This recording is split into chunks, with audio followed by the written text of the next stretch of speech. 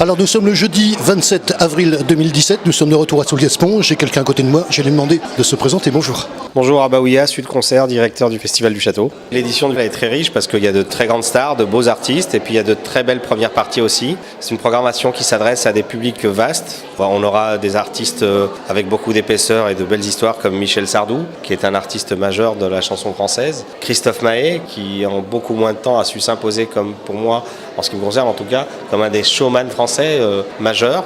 Vianney, qui en encore moins de temps réussit à faire parler de lui de façon extraordinaire et dans un couloir esthétique différent. Beaucoup d'épaisseur dans ses textes, beaucoup d'émotions qui se dégagent de ses compositions et moi quand il parle, j'ai l'impression qu'il parle et que ça sort du plus profond de son être. Jane, qui est une artiste française mais qui est une artiste internationale par son histoire personnelle je crois et aussi par sa musique. Elle touche beaucoup de gens et moi j'aime beaucoup les musiques qui peuvent nous émouvoir même quand on ne comprend pas les paroles. C'est un petit peu le cas de Jane. Elle a ce truc, quand j'étais gamin, j'écoutais des musiques anglo-saxonnes qui pouvaient me donner envie de sourire ou de pleurer, juste parce que c'était des sons. La musique, c'est d'abord ça, ce sont d'abord des sons. C'est une alchimie encore plus forte quand les paroles sont comprises et qu'elles sont belles, mais déjà ça, c'est important. Et Jane, c'est un peu ça. Il y a un artiste que je trouve formidable, moi, c'est Lulu Gainsbourg, qui sera en première partie de Jane, justement. Lulu Gainsbourg, parce que c'est quelqu'un de généreux, c'est quelqu'un de très sympa, qui a une musique qui est d'une beauté époustouflante. J'ai écouté ce qu'il a fait avant, mais son nouvel album, j'ai eu la chance de l'écouter aussi, le sortira en octobre, son single avant le festival, très très bel artiste, mais vraiment très bel artiste. Moi je suis content parce que c'est pas simple quand vous êtes le fils de quelqu'un qui a fait des chansons qui sont parmi les plus belles du répertoire français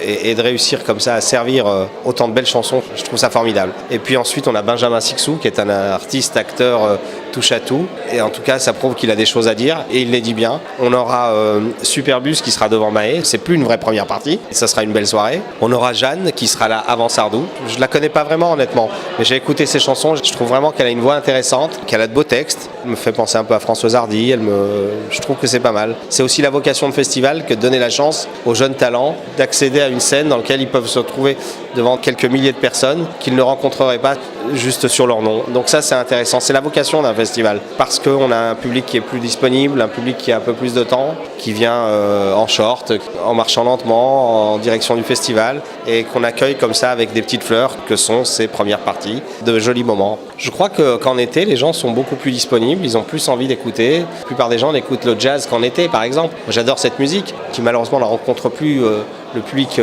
qu'elle devrait.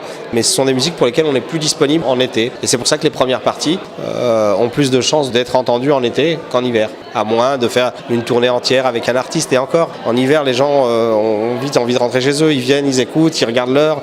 Se déplacer à un concert, c'est soutenir un projet artistique, c'est soutenir un artiste. En été, on est beaucoup plus disponible et plus ouvert à ça, à la découverte, je pense, oui. Les premières parties sont quand même... Il y a des gens dont les noms ont déjà circulé et sont connus, c'est vrai. Ce sont quand même des gens qui ont encore besoin d'aide. C'est là que ça a du sens. Les premières parties, on ne les donnait pas à n'importe qui. Il y a une sélection qui se faisait naturellement parce qu'on disait c'est important de les donner à des gens qui ont des choses à dire, qui ont un album à défendre, un projet, et qui s'inscrivent dans une logique d'essayer de rencontrer le public, de construire une carrière ou pas, qui ont un vrai projet. Le but, c'est pas de faire monter des gens sur scène qui veulent juste s'éclater avec leurs copains. C'est quand même de donner cette opportunité à des gens auxquels elle servira. Ce sont des gens qui ont quand même un travail, mais qui ont encore besoin d'aide. Notre vocation, elle est là. Hein. Il y a aussi un travail, une sélection. Donc, les premières parties sont d'abord des gens qui viennent nous voir. On sélectionne aussi en fonction de ça, en fonction des projets et surtout en fonction de l'écoute. C'est ça qui est intéressant avec le public. On se rend compte, moi, depuis que j'ai démarré dans ce métier, le public porte un artiste. Ça dure toujours 2 ans. Quelque part, j'ai envie de vous dire que le premier patron de ce métier, c'est ni le producteur, ni l'artiste, c'est quand même d'abord le public. Il y a eu Yannick Noah qui a été porté. Il y a eu M, il y a eu Christophe Maé, Calogero. Tous ces gens-là, qui sont des artistes majeurs aujourd'hui de la chanson française, ont émergé parce qu'à un moment, le public leur a donné la possibilité de le faire. Mais le public leur donne la possibilité de le faire quand nous, acteurs du métier, offrons la possibilité justement de monter sur scène, offrons la possibilité de présenter leur travail.